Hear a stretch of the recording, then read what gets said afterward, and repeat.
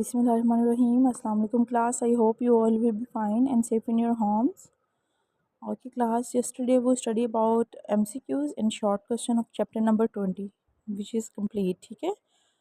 Today we will start constructed response questions and descriptive questions. First of all student, you have to mark these questions on your book, and which question is mentioned notebook, you have to note it on notebooks. Okay. So these questions are all relevant to your chapter material. Okay. First question is describe the negative effects of using plastic in everyday life.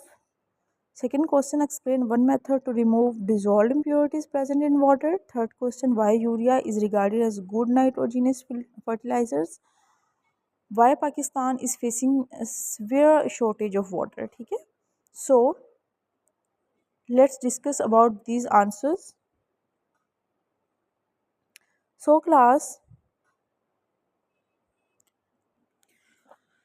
this is first constructed response questions answer. Question was describe the negative effect of using plastic in everyday life. हमने negative effects लिखने हैं plastic के, plastic usage के इन daily life में. सो आपने जो plastic है वो कंप्लीट करना है, because very small plastic particles called microplastics. ठीक है, ये आपने कंप्लीट. ठीक है, plastic water bottles tiny particles enter water throw waste water, ये आपने कंप्लीट करना है, इसके इफेक्ट्स लिखने हैं. ठीक है, और उसको मेंशन कर लें, नोट कर लें. ओके क्लास, नेक्स्ट है हमारा critical constructive response question second, which is that explain one method to remove dissolved impurities present in water. How we can remove dissolved impurities present in water? So the answer is that water obtained after the process of distillation is called distilled water. The process involves heating after water to get steam and then condensing this steam back into liquid water. This process effectively removes all the dissolved impurities, minerals, microorganisms and contaminants from water, leaving behind only pure water. इसको यहाँ तक आप इसको mark कर लें. ठीक है, ये ऑलमोस्ट पढ़नी है 4 लाइन्स. ठीक है, not it.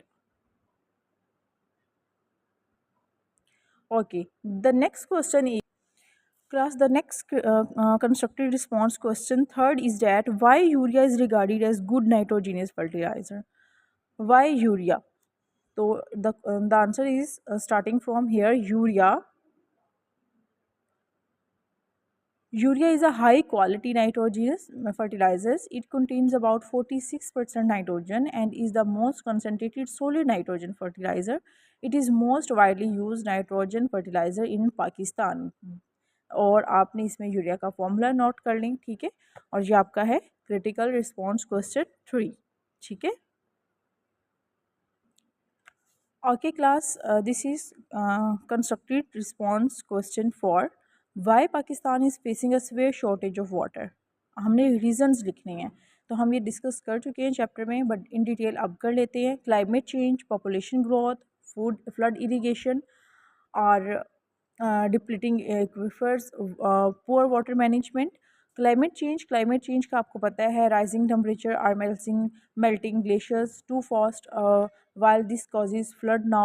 It means our rivers will eventually run dry once the ice is gone. It also makes rainfall pattern very unpredictable.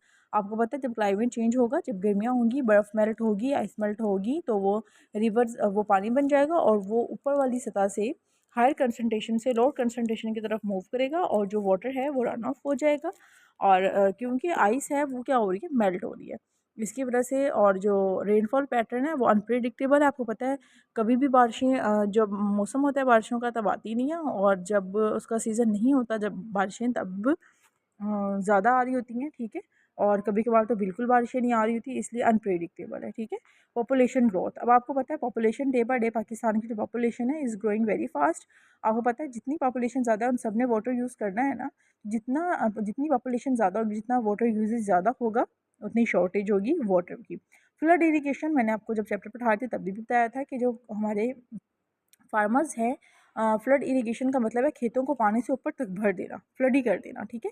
इसमें भी जो जितनी फील्ड्स ने वाटर अब्जॉर्ब करना होता है वो कर लेती हैं, बाकी क्या होता है वेस्ट जाता है बाय द एवापोरेशन और सन के थ्रू, ठीक है। डिप्लीटिंग एक्वीफर्स मींस नेचुरल जो रिसोर्सेज है वाटर के वो क्या हो रहे हैं, डिप्लीट हो रहे हैं डे बाय डे। जैसे जैसे वी आर पंपिंग आउट, हम लोग पंपिंग कर रहे हैं ग्राउंड वाटर को ज़मीन से निकाल रहे हैं बाय यूजिंग ट्यूबवेल्स, और उसको इतनी तेज़ी से हम निकाल रहे हैं, उतनी तेज़ी से वो रीफिल नहीं हो रहा, मतलब बारिशें इतनी नहीं आ रही जितना तेज़ी से हम पानी को ग्राउंड से निकाल रहे हैं, ठीक है।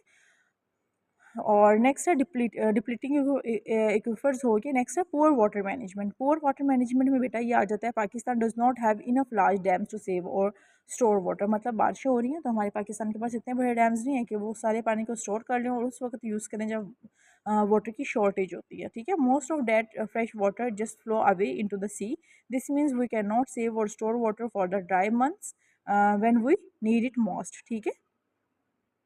So these were our constructed response questions.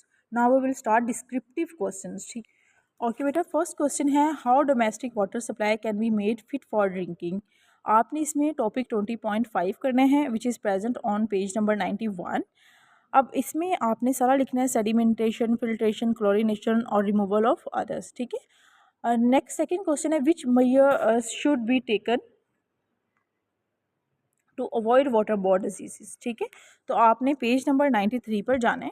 93 पर आपने देखना है वाटर बॉर्न डिजीज़ वाला टॉपिक होगा, वो आपने कंप्लीट करना है। जस्ट उसकी ऑलमोस्ट 8 लाइन्स है, ठीक है, वो आपने कंप्लीट करनी है।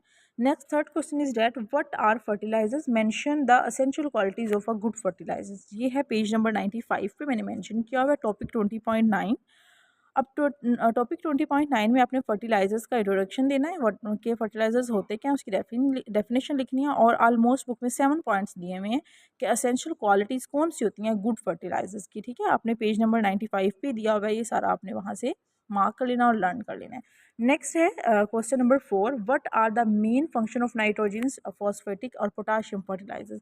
ये क्लासिफिकेशन ऑफ फर्टिलाइजर है विच इज़ प्रेजेंट ऑन 96 और 97 पेज पे है। 3 टाइप्स की हमने पढ़ी थी, ये अपने तीनों करनी है because this is long question, ठीक है। टॉपिक 20.10 कंप्लीट करेंगे हम।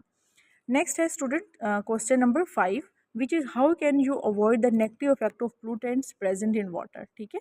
So this is present on page number 92। 92 पे बेटा टॉपिक है आपका 20.6। 20.6 में effects of pollutant present in water है, how to control the negative effects of water. आपने इसको कंप्लीट करना है, इसके 6 पॉइंट्स हैं, आपने उसको अच्छे से कंप्लीट लर्न करना और मार्क करना है, ठीक है। 20.6 का जस्ट पॉइंट्स आपने करने हैं, negative effects of pollutant in water, उसके नेगेटिव इफेक्ट्स क्या क्या हैं, ठीक है। उसके अंदर आप लिख सकते हैं वाटर बॉर्न डिजीज़ को, लेकिन शॉर्टली लिख सकते हैं, ठीक है। बाकी आपने उसके इफेक्ट्स लिखने हैं। वाटर बॉर्न डिजीज़ लिख सकते हैं लेकिन आपने उसको इतना इन डिटेल नहीं लिखना, उसको बस थोड़ा बहुत लिखने, एग्जांपल दे दें वाटर बॉर्न डिजीज़ कौन कौन सी हैं जिसमें ट्रैकोमा वगैरह है वो एक्सप्लेन करें। लेकिन जो ज़्यादा ज़रूरी है वो उसके 6 पॉइंट हैं which is present 93 page number पे। हेडिंग भी आपको दी हुई है, how to control the negative effects of pollutants, ठीक है। This was the lecture of today. If you have any question कि कौन सा, अगर आपको कोई क्वेश्चन नहीं मिल रहा relevant to the question, you may can ask in your groups class, ठीक है। Okay class, this was the exercise of chapter number 20. Okay, Allah Hafiz.